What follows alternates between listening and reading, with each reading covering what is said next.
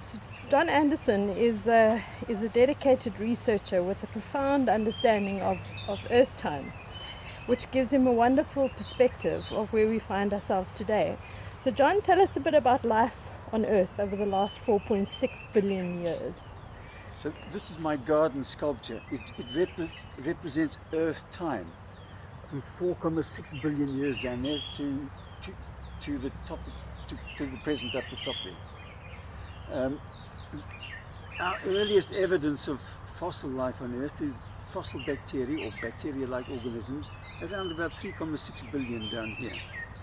And from here, remarkably, from here through to there, snowball Earth, that up there represents snowball Earth. From here to there, life on Earth is all about the diversification, about the evolution of microorganisms, of unicellular organisms, of bacteria-like organisms.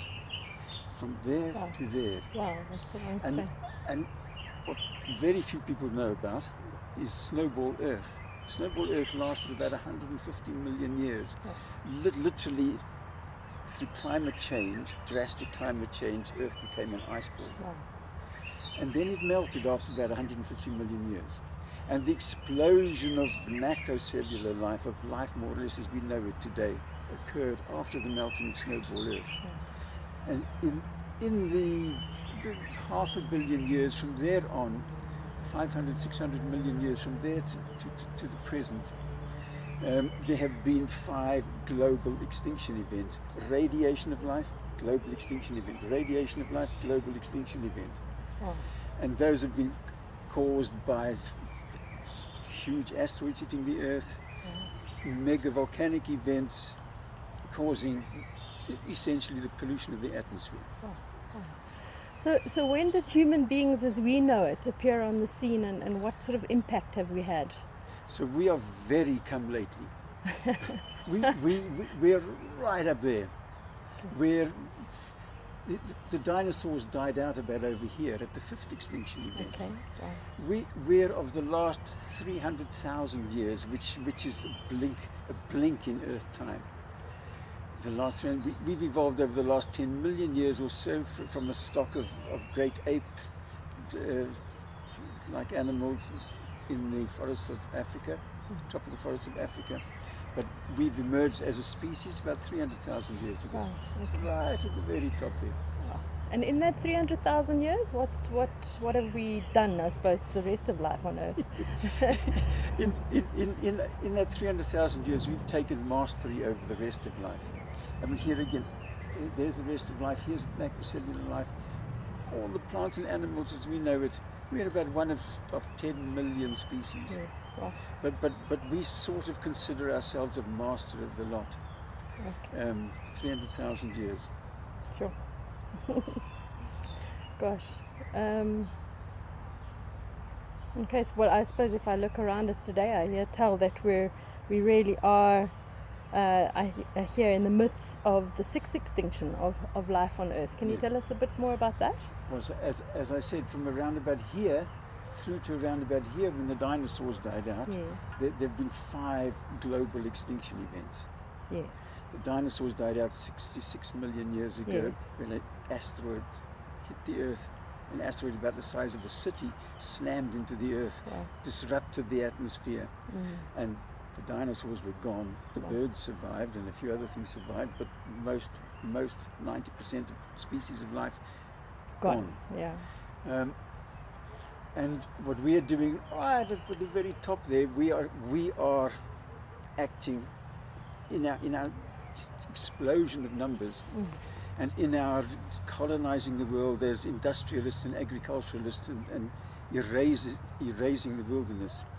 We are acting like one of those, like that massive asteroid that hit the planet that wiped out the dinosaurs. Wow. We are in the middle of the 6th extinction, and we are the cause of it. Oh my goodness. Okay, so we're in the midst of the 6th extinction, which is rather alarming. So I think we'll need to sit down now. And perhaps is that why you felt compelled to start Gondwana Live about 20 years ago? Yes, I spent my university days decades ago at Wits University in Johannesburg We went out every weekend into the mountains rock climbing. We got familiar with wilderness because it was much more like wilderness in those days. Every weekend, every holiday, every long weekend. Right. And over those years, one could see the encroachment of the cities happening. Wow. One could see the roads expanding. One could see the population exploding. Just over those university days of ours. Cool. Nature being trod upon by Homo sapiens. So we felt, or I felt, compelled to try to do something about it. Trying to do something about stemming the sixth extinction. And so, Gondwana alive. Okay. So Gondwana's mission is basically to keep Gondwana alive for current and future generations, I suppose. Yes, I am a grandfather. I have 4 grandchildren.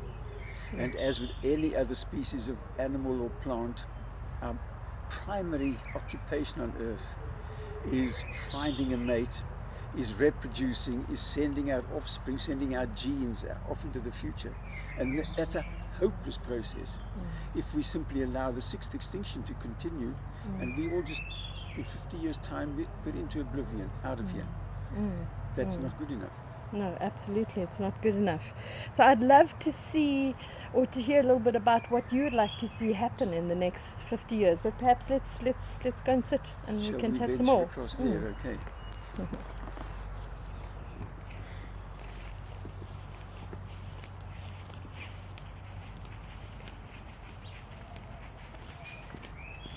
To Mulberry Place. It's a Mulberry Place in your lovely garden. Okay.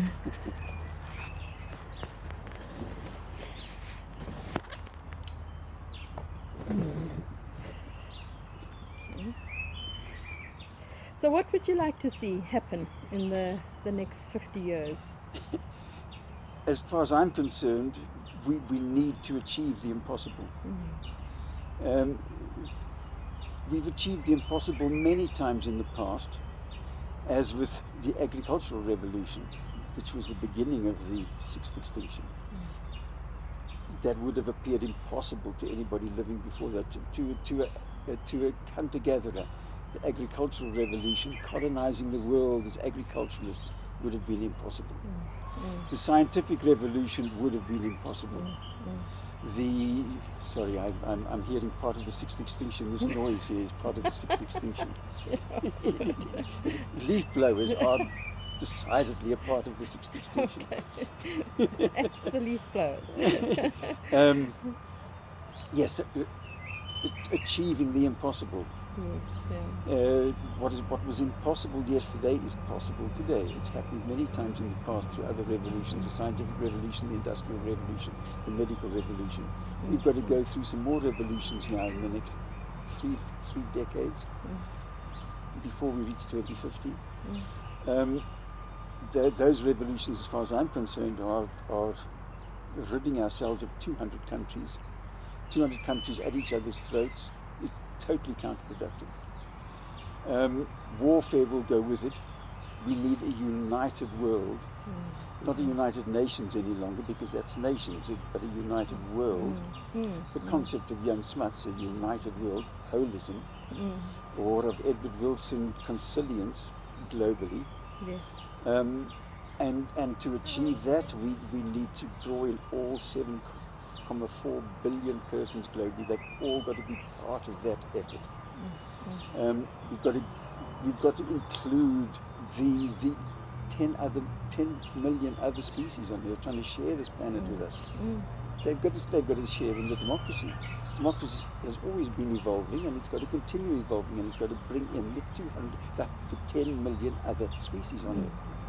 So beyond capitalism as we currently know it, something which you could call collaboratism, rather than capitalism, which is all about the individual.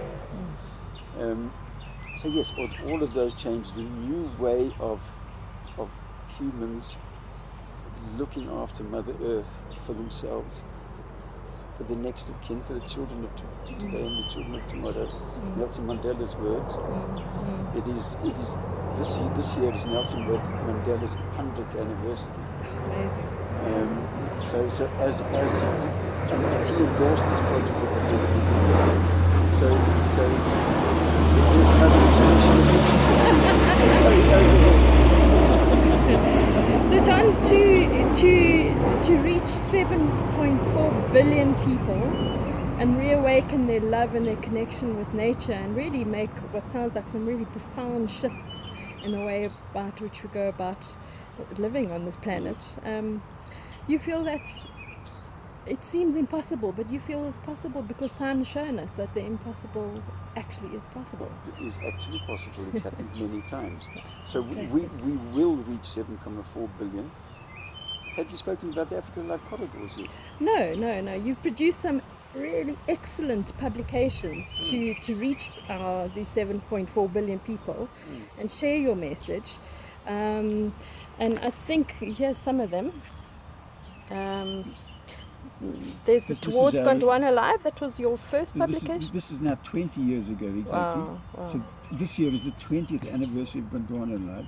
It is the 10th anniversary of Earth Alive, where we had 20 students from Tanzania and South Africa up in Tanzania at the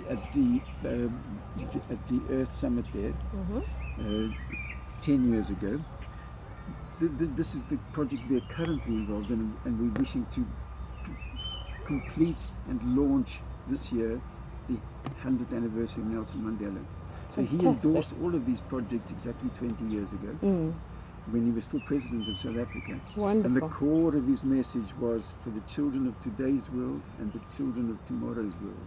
Wonderful. The core of his message. So to answer your question about reaching 7.4 billion, so this project is about telling the biography of Africa, the mother continent, the colossus amongst the continents, along 20 selected corridors crisscrossing the whole of Africa. Wow. Telling their 4 billion year story of Africa, geological, biological, cultural. It is unique globally. Each of those chapters tells a unique part of that interrelated story. And the irony of it is, although this is the continent with the greatest heritage on earth going back 4 billion years, geological, biological, cultural, it is where Homo sapiens over 10 million years has evolved every step of the way. Okay. But the irony of it is that the greatest indignities that humans can bear on a continental scale anywhere on earth are in Africa. The greatest poverty, the greatest spread of disease, internecine warfare, lack of education, that's Africa. So we will reach all 1 billion Africans, all 7.4 billion humans, and we will reach them, and we need to curate the world, as you like, as co-custodians. Lovely. Thanks, John, for sharing your unique perspective and your passion for keeping all of life alive on Earth and thriving, I think. Gondwana Live is basically, it's a non-profit company, and it supports John and others like yourself, John, with your profoundly important work to keep Earth alive. So we appeal to the public, to everyone really, to please make a donation so we can continue to support your work and hopefully get those students to come to the 100th celebration in Pretoria. So thank you. And from all of us, thank you to Tracy, who is currently making Gondwana Alive happen, keeping it alive, making it work for us all. Wow. Thank you, Tracy. Thank you. It's my pleasure. Thanks, John.